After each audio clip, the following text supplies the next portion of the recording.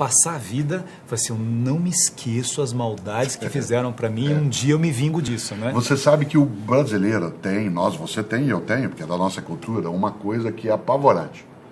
Todo estrangeiro apavora com uma frase que nós dizemos, que é assim, eu vou acabar com a tua raça. Essa expressão, ela é de uma violência. Primeiro que ela é genocida. Ela é genocida. Você já começa a trazer à tona tudo aquilo que é o horror da vida. É possível, mas não é obrigatório. Eu vou acabar com a tua raça significa não vou deixar rastro. Eu acho que a vingança, ela é como a ideia da raiva. Né? Várias vezes você já leu, né, quanto se diz, é uma frase antiga, não tem autoria definida, que o ódio, por exemplo, é um veneno que você toma desejando que faça mal a outra pessoa. É você que toma, mas você acha que vai fazer mal para o outro. Há uma diferença entre desculpa e perdão. Desculpa é a coisa leve. Isto é, tudo bem, ok, isso não é perdão. Por exemplo, você me ofendeu por qualquer razão, ou fez algo que não deveria fazer, eu te desculpo, mas eu não te perdoo. Isto é, eu continuo convivendo contigo, mas não vou esquecer. O perdão é a promessa do esquecimento. O perdão significa, eu sei, mas eu nunca mais vou lembrar obrigatoriamente, eu não vou trazer isso de novo para a nossa convivência. Nesse sentido, acho que a vingança é a ausência do perdão. E a vingança, em grande medida, como ela não é justiça, né, ela é apenas o troco, ela é apenas o retorno do que não devia, ela não deveria estar nas nossas mãos, porque nós não somos um ser confiável, né, como seres humanos, para fazer tudo que é a justiça.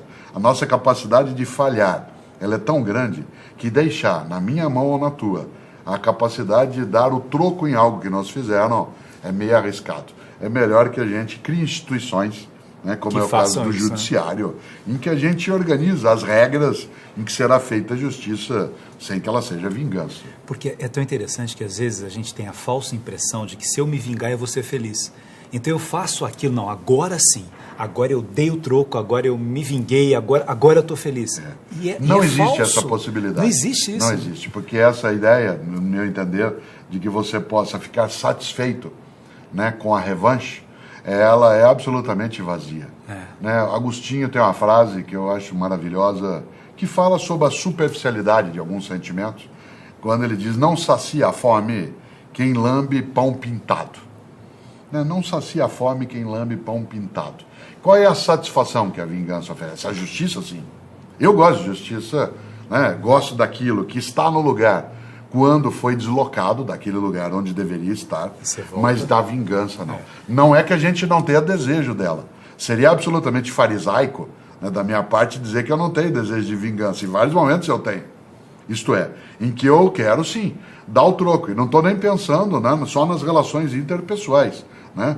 Como nós somos, como a gente falava antes, um ser que tem memória, e eu às vezes fico imaginando, aquele cara falou aquilo para mim, né? Ou lá na escola, quando um dia alguém fez alguma coisa, você vai ver um dia, você vai ver. Né? Então, eu sou de Londrina, no Paraná, como você sabe, embora eu more, né, na capital paulista há bastante tempo.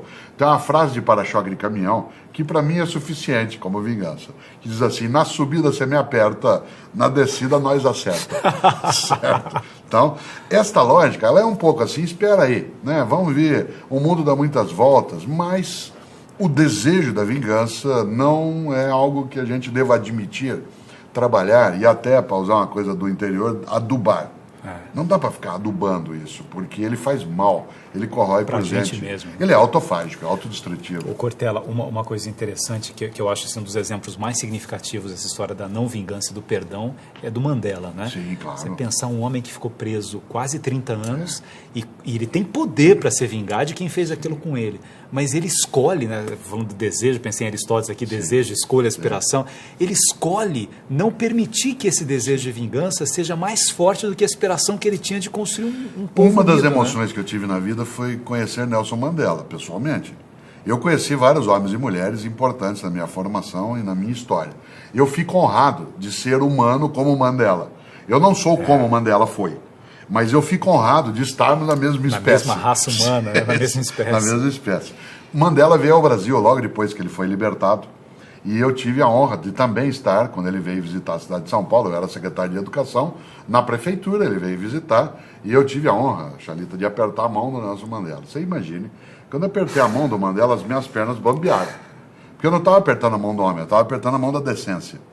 Não é toda hora que a gente aperta a mão da decência. Você se lembra, ao mencioná-lo, que ele, quando tomou posse como presidente, né, da África do Sul, no primeiro governo, logo depois do Apartheid, que ele fez o famoso jantar, né, em que as pessoas recebem aqueles que vão honrá-lo por ser o presidente. Você se lembra que ele convidou para sentar ao lado dele os 2 carcereiros.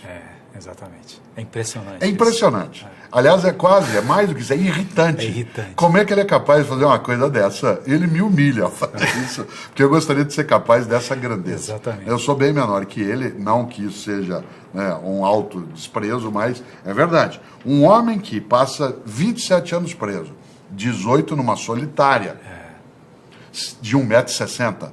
Mandela tinha 1,90 m de altura. Em 18 anos ele ficou recluso numa pequena jaula, onde ele só saía para ser interrogado e torturado. Advogado, né? Um homem que tinha toda uma trajetória possível, líder na comunidade dele. E ele, para o jantar de posse, em vez de convidar as grandes autoridades, ele chama para sentar um de cada lado os carcereiros. E ainda ao ser perguntado, diz, é porque eu queria que eles me vissem como um humano. Quer dizer, isso é de uma grandeza. O que faria você ou eu, claro, se a gente passa 27 anos sendo torturado, preso, vitimado, ofendido, né, agredido, e aí você tem em mãos o poder de ser presidente da República. De retribuir tudo, de dar vingar, de dar o troco. De dar o troco. O que ele faz? Ele humaniza a ideia e não se rebaixa. É de uma grandeza imensa. Eu acho que a gente tem poucos homens e mulheres na história que foram capazes de fazer isso com tamanha densidade. Claro, Jesus de Nazaré o fez, né, mas é outra dimensão. Né? Mas a gente encontra isso em Sócrates, né, que vai sim para o fim, para a morte, com a cabeça erguida. Não quer fugir. Não quer, não sai. A gente encontra isso, né, naquilo que fez um dia Siddhartha Gautama, no modo de vida que escolheu. Né? Encontramos isso. Francisco de Assis. Né? Encontramos isso com Martinho Lutero, naquilo que conseguiu enfrentar. Encontramos isso com Madre Teresa de Calcutá. Irmã Dulce. Aquela mulher que era frágil, com a coluna, dormiu mais de 20 anos numa cadeira sentada, cadeira de madeira por causa da dor. Uma mulher desse tamanhozinho né? Tem uma obra que hoje atende mais de 70 mil pessoas por dia.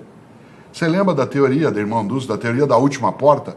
Né? Em que ela dizia, nós temos de ser, as irmãs, a última porta que alguém bate. Depois de nós não pode ela não ter outro lugar para procurar. Ela tem que achar em nós a acolhida. Começou num galinheiro, na Cidade Baixa, em Salvador, ali perto da Praça Roma. Né? Essa fragilidade de alguém que se torna grande, quando você cita o Mandela, né, em vez de lamentar, o que ela fez? Ou ele fez? Foi atrás, foi buscar. Alguns filósofos conseguiram trabalhar bem essa ideia. Você lembrou Aristóteles, né? A gente tem essa conversa com Kant também, vai lidar com a ideia de uma paz perpétua, né? Em que a gente tem a abolição do sentimento de vingança, né? Mesmo aquilo que é discutido por Hegel, né? Quando ele diz que quem exagera o argumento prejudica a causa, né? Vai trazendo coisas para o nosso cotidiano. Mas eu gosto que a gente seja capaz de trazer essa conversa para uma mesa vespertina. A gente volta daqui a pouco com essa conversa gostosa aqui, com esse grande pensador que é o Cortella, meu amigo, meu mestre aqui. A gente volta daqui a pouco falando do livro novo dele também. Com Clóvis de Barros Filho. E Vergonha na Cara. Ética e Vergonha na Cara, já pensou? Vamos conhecer mais daqui a pouco.